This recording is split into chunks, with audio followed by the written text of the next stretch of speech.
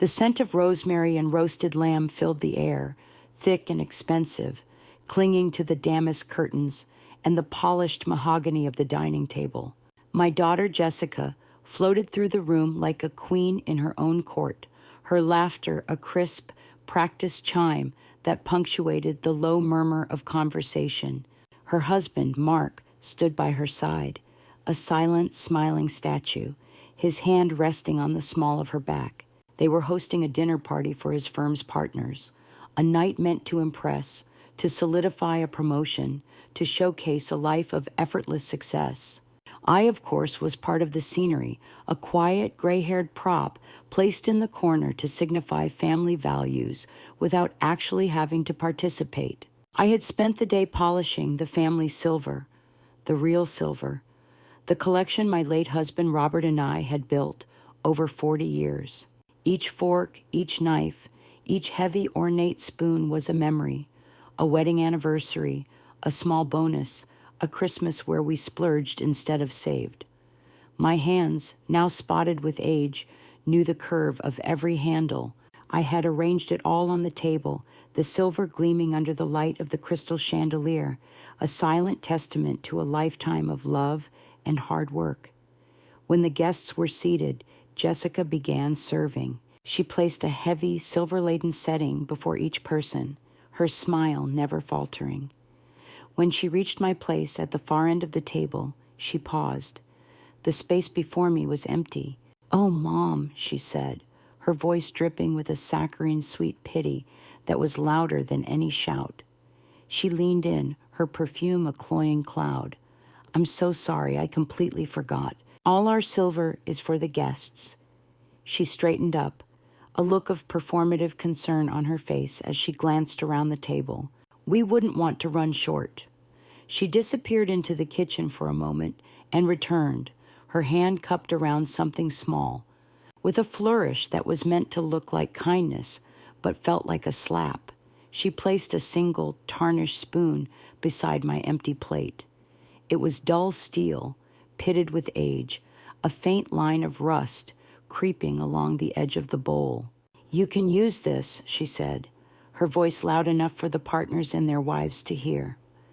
"It's just an old thing from the back of the drawer, but it'll do, won't it?"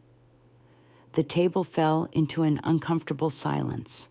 A few of the guests shifted in their chairs, their eyes darting from the spoon to my face, then quickly away. They saw the humiliation, the deliberate, cruel gesture. Mark just stared at his plate, his jaw tight, refusing to meet my gaze. I looked down at the spoon in my hand. The metal was cold, its weight insignificant. But Jessica, in her rush to banish me to the sidelines, had overlooked one small detail. She didn't know what her grandfather, my father, had etched onto the back of it so many years ago. She didn't know that this rusty, forgotten spoon was the key to every polished silver piece on that table, and to the entire fortune she was so desperate to inherit. I closed my fingers around it, the cool metal, a sudden anchor in a sea of shame, and I felt a resolve harden in my chest, solid and unmovable as stone.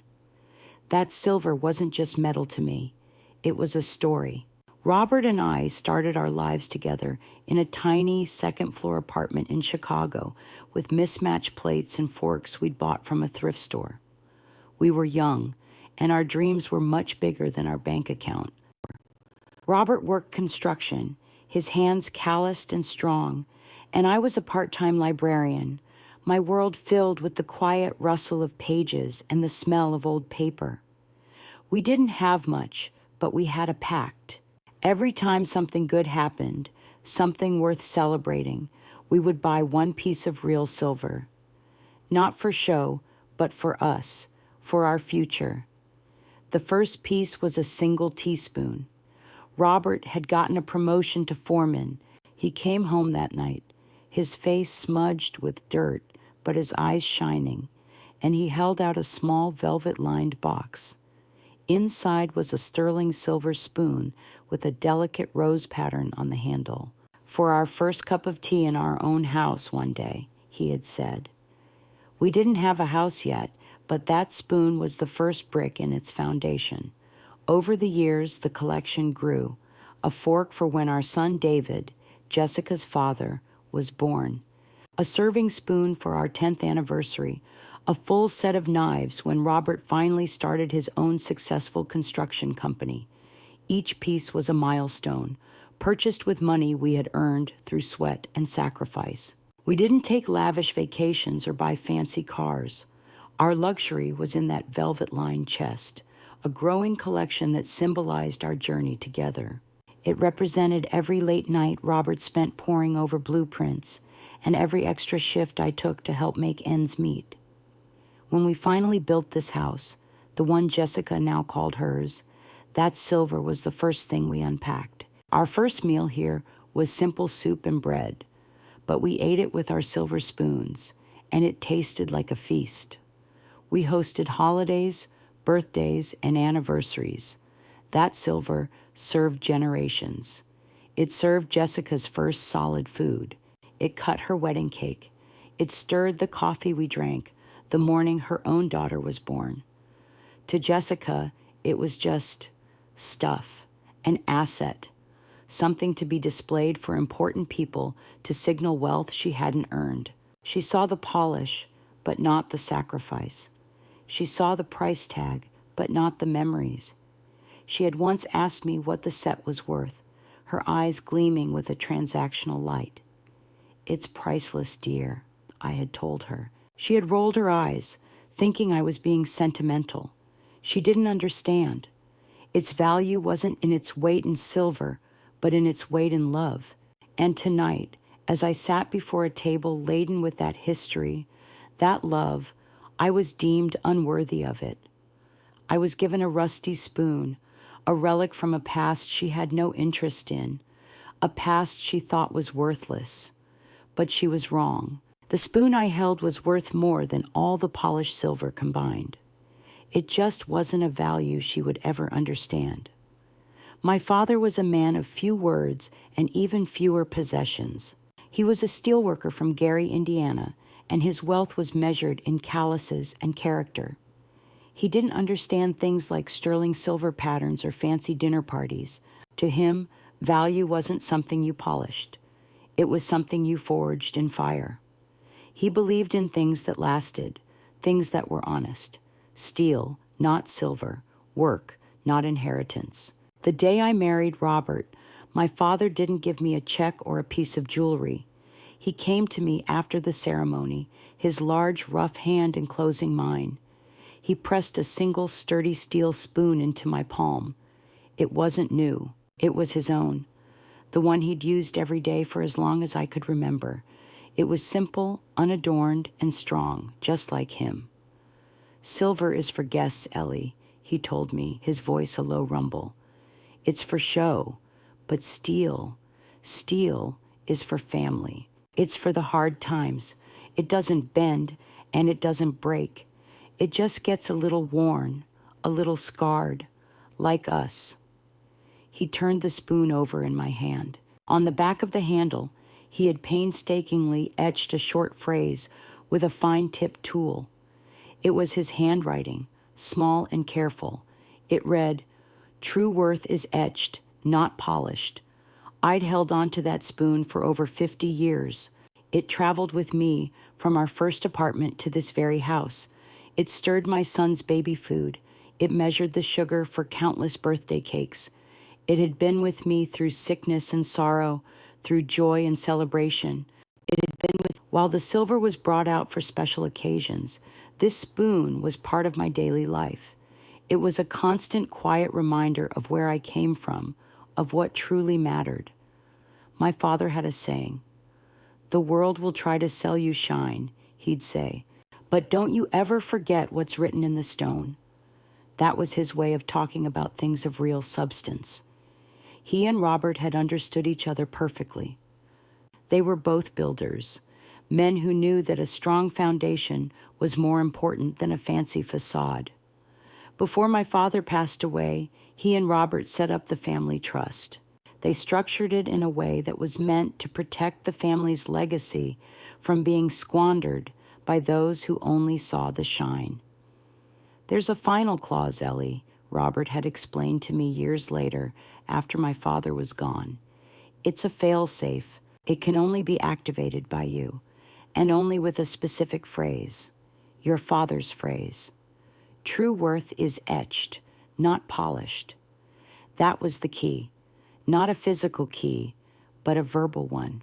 If I ever spoke those words to our family lawyer, the one who oversaw the trust, it would trigger the final protocol. All major assets, the house, the investment portfolio, the company Robert built, would revert to my sole control. It was designed as a measure of last resort, a way to protect the family's foundation if someone ever forgot what it was built on. Jessica thought she was handing me a piece of junk, a rusty spoon fit for the help. She had no idea she was handing me the scepter to the entire kingdom. The spoon incident wasn't a sudden storm. It was the culmination of a long, slow drizzle of disrespect that had been seeping into the foundation of our family for years. When Robert was alive, there was a balance. He was the sturdy oak, and I was the quiet river that flowed around him. Together, we were a landscape, but after he passed, the ground shifted. Jessica and Mark, who had moved in with us a few years prior to help out, began to see the house not as a family home, but as their property, and me as a tenant whose lease was slowly expiring. It started with small things, little erosions of my place. My favorite armchair, the one Robert and I had bought together, was moved to the basement because it didn't match the new aesthetic. My collection of porcelain birds, each one a gift from a former student, was packed away in a box labeled old, stuffed during one of Jessica's decluttering phases. It just looks so much cleaner now, Mom, she'd said, not asking for my permission, but informing me of her decision. Then came the photographs. The walls of the hallway, once a tapestry of our family's history, me as a young bride, Robert holding our son, holidays and goofy candids, were gradually replaced. Now they held professionally shot portraits of Jessica, Mark, and their children, all in coordinating joyless beige outfits. My history, our history, was edited out. I once found a framed photo of me and Robert on our 25th anniversary, tucked behind a stack of magazines in the guest room closet, as if it were a shameful secret. My role in the home shrank until I was little more than an unpaid housekeeper. I did the laundry, but my clothes were often left unfolded in the basket. I cooked meals, but I was rarely asked what I wanted to eat. I'd make Robert's favorite beef stew, and Jessica would wrinkle her nose and say, "Ugh, so heavy." We're trying to eat clean. They spoke about me in the third person, even when I was in the same room. She needs to remember to turn off the lights, Mark would say to Jessica, right over my head. Can you ask her where she put the good scissors? The final shift came when they started managing my finances after I had a small health scare. It's for your own good, Mom, Jessica had insisted, taking my checkbook and credit cards. Jessica, we'll handle the bills. You just rest. I was too weak to argue at the time. I let them. But soon my own money was being used to fund their lifestyle, renovations I hadn't approved, vacations I wasn't invited on. When I asked for a small amount of cash to buy a gift for a friend, Jessica sighed and handed me a $20 bill. Try to make it last, she'd said, as if I were a child. They had stripped me of my home, my history, and now my autonomy. They thought they had left me with nothing. They assumed my silence was weakness, that my compliance was consent. They mistook my love for a doormat and wiped their feet on it every day. Tonight, with this rusty spoon in my hand, I realized they had not left me with nothing. They had left me with no other choice. I sat at the end of the long table, the spoon a cold, hard line in my palm. The chatter had resumed around me, a little too loud, a little too forced, as the guests tried to paper over the crack of that uncomfortable moment. They talked about stock markets and ski trips to Aspen, their voices a meaningless buzz in the background of my thoughts. I looked at each of their faces, the partners' wives, their eyes filled with a fleeting, polite pity before they turned back to their wine. My son-in-law, Mark, staring intently at his roasted lamb, meticulously cutting it into small, perfect squares, as if that task alone could shield him from my gaze, from his own conscience. And then I looked at Jessica. She was laughing, her head thrown back, a perfectly manicured hand resting on the arm of the firm's senior partner. She was radiant, confident, completely oblivious to the tectonic shift that had just occurred within me. To her, the incident was over. She had put her mother in her place, asserted her dominance as the lady of the house, and now she could move on. The rusty spoon was just a footnote, a minor detail in her grand performance. For a moment, a wave of profound sadness washed over me.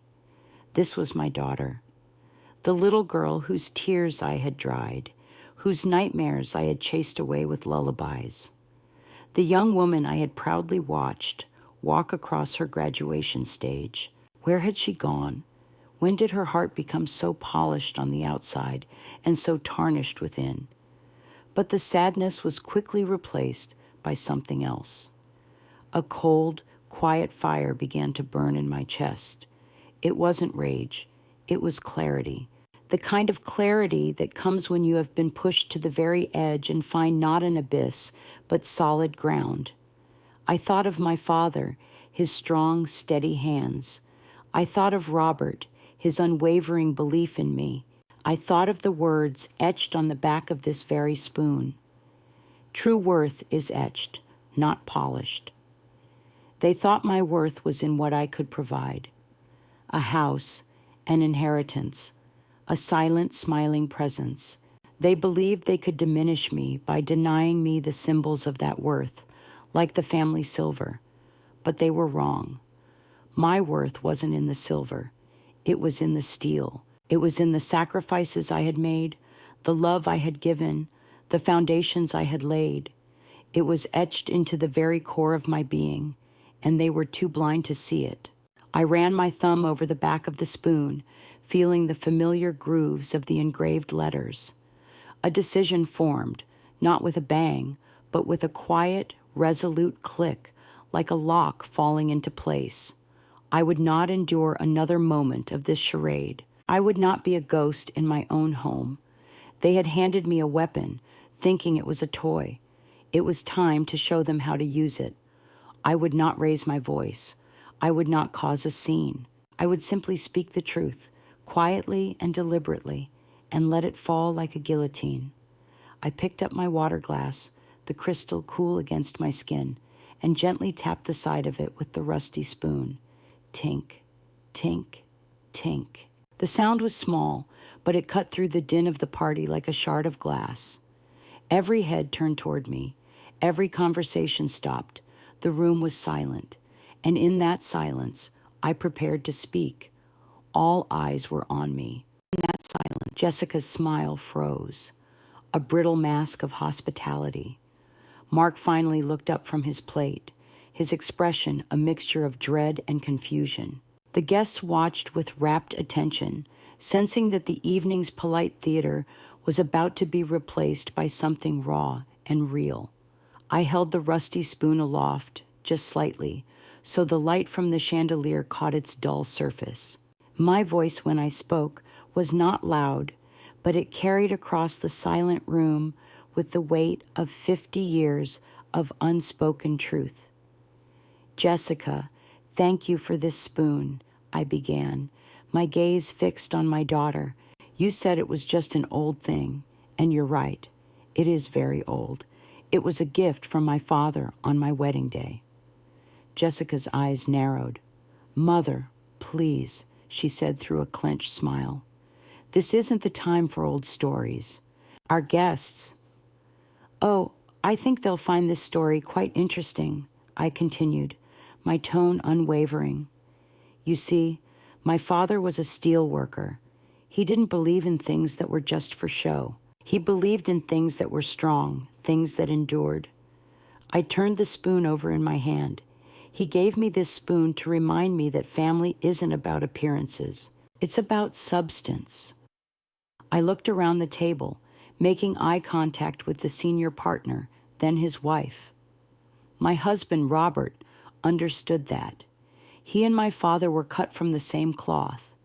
They were builders, and when they built our family's trust, they built it on that same principle. "Mother, that's enough," Jessica hissed, her voice low and venomous. She started to rise from her chair, but before she could, I looked directly at a man sitting near the middle of the table. He was quiet, unassuming, with kind eyes and a well-worn suit. He was Arthur Vance, our family's lawyer for over 30 years, invited tonight as a friend, but here, I knew, as a witness. "Arthur," I said, and his head snapped up. "You remember the conversations you had with Robert and my father about the trust's final protocol, don't you?"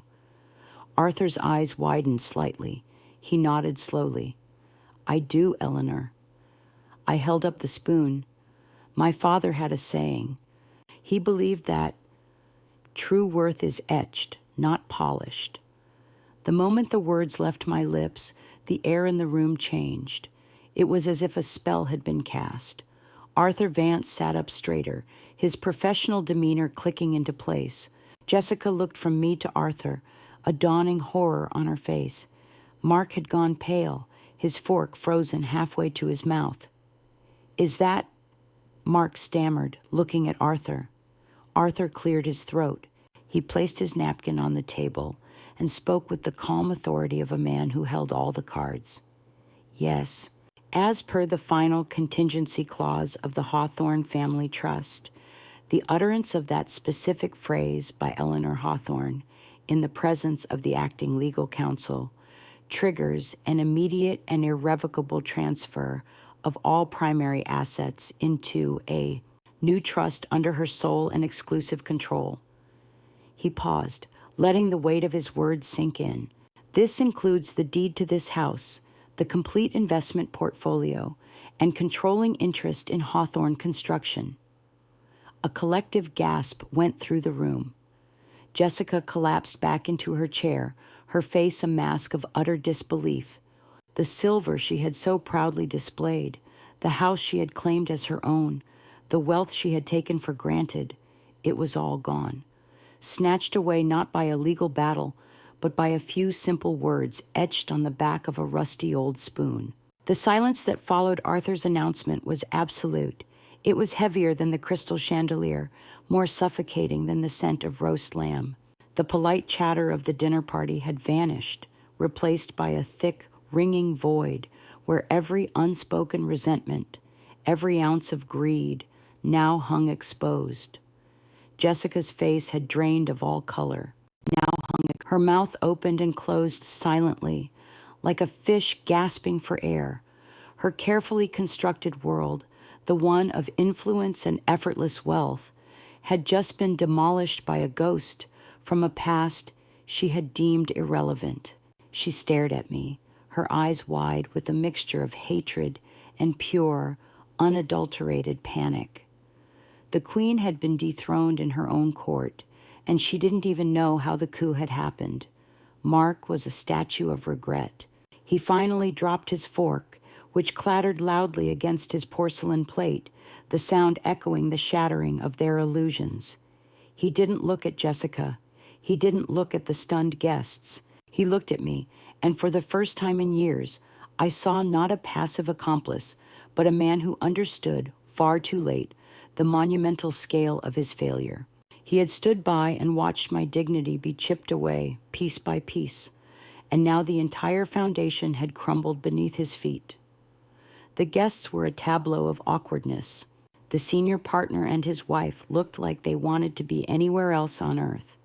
They stared at their plates, at the ceiling, at their own hands, anywhere but at the family, imploding before them. They had come for a networking dinner and had stumbled into a public execution of an inheritance. It was Arthur who broke the silence. With the quiet efficiency of a man accustomed to cleaning up messes, he folded his napkin. "Perhaps," he said to the room at large, This would be a good time to call it a night. The guests needed no further encouragement. There was a frantic, clumsy scramble of scraping chairs, murmured apologies, and hasty goodbyes. No one made eye contact with me or with Jessica. They fled the scene of the disaster, leaving a wake of half-eaten desserts and abandoned wine glasses. Within minutes, the room was empty except for the three of us and Arthur. "You did this," Jessica finally whispered, her voice trembling with rage. "You planned this. You humiliated me in front of everyone." "No, Jessica," I said, my voice calm and steady. I rose from my chair, the rusty spoon still clutched in my hand. "You humiliated yourself. You just didn't realize it until now. You were so busy polishing the silver that you forgot what it was for. You were so focused on the appearance of wealth that you forgot how it was built." I walked to the head of the table where Robert used to sit. I placed the steel spoon down in the center of the polished wood. This house, this family, this life, it wasn't built on silver. It was built on steel, on hard work, on love, on things that can't be bought or sold. Mark finally spoke, his voice hoarse. "Mother, what are you going to do?" I looked at him, then at the daughter I barely recognized. "For now," I said, turning to Arthur, "I believe we need to have a conversation about new living arrangements." The finality in my tone left no room for argument. They hadn't just lost an inheritance. They had lost their home, and as they stood there, stripped of the finery and false confidence, they finally began to understand the true cost of a rusty spoon. It has been 6 months since that dinner party. The grand mahogany table is gone, sold to an antique dealer. In its place is the small, round oak table my father made with his own hands, the one I'd kept in storage for years. The crystal chandelier has been replaced by a simple, warm light fixture. The house is quieter now, but it's a peaceful quiet, not the tense, suffocating silence of before. It breathes again. Jessica and Mark moved out a week after the reveal. There were no dramatic fights, no tearful pleas. There was only the grim, silent packing of boxes, the stark realization that the life they had built was a house of cards. They are living in a modest rental across town now. Mark is still with his firm, but the promotion he was so sure of never materialized. Apparently, humiliating your matriarch and losing your entire fortune in front of the senior partners isn't a good look. Jessica had to get a job for the first time in 15 years. I hear she's a receptionist at a dental office. They call sometimes. The conversations are stilted, awkward. They are learning the language of consequence, a dialect they never had to speak before. I am polite, but I am not the woman I was. I do not offer solutions or soothe their anxieties. I simply listen. They are on their own journey now, one that starts from a foundation of their own making. I did not keep all the wealth for myself. That was never the point. With Arthur's help, I established the Robert and Eleanor Hawthorne Foundation. We provide grants for vocational training, for people like my father who build things with their hands. We fund scholarships for students from low-income families who want to become librarians or teachers, like I was. The family silver? I sold it. Every last piece. The proceeds funded the foundation's first major project, a community center in the old steelworking neighborhood where I grew up. My grandson visits me every weekend. We sit at the old oak table and I tell him stories, not just about his grandfather, but about his great-grandfather, the man of steel. I am teaching him how to bake my father's favorite oat bread. A few weeks ago, I gave him the spoon, his own spoon, not silver, but sturdy, dependable steel. I told him, "This is for family. It's to remind you that the strongest things aren't always the shiniest." He held it in his small hands and nodded, his eyes serious. He understands. Sometimes I sit in my old armchair, the one I brought up from the basement, and I hold the original rusty spoon. It sits on the mantelpiece now, not hidden in a drawer. It's a reminder, not of a victory, but of a truth that I almost let myself forget. True worth isn't something that can be given or taken away. It isn't polished for guests. It's etched into your soul through a lifetime of love, sacrifice, and quiet strength. If this story struck a chord deep within you, if you have ever felt unseen, disrespected, or had your worth questioned by the very people who should have known it best, then you belong here. This is Grandma True Stories, where we know that the quietest voices often hold the most power. We tell the stories of women who were underestimated, who were pushed aside, but who remembered their own strength and rewrote their own endings. If you believe that dignity is not a privilege but a right, and that true legacy is measured in character, not in carrots, then subscribe to Grandma True Stories today. Because when a grandma finally decides to speak her truth, the world has no choice but to listen.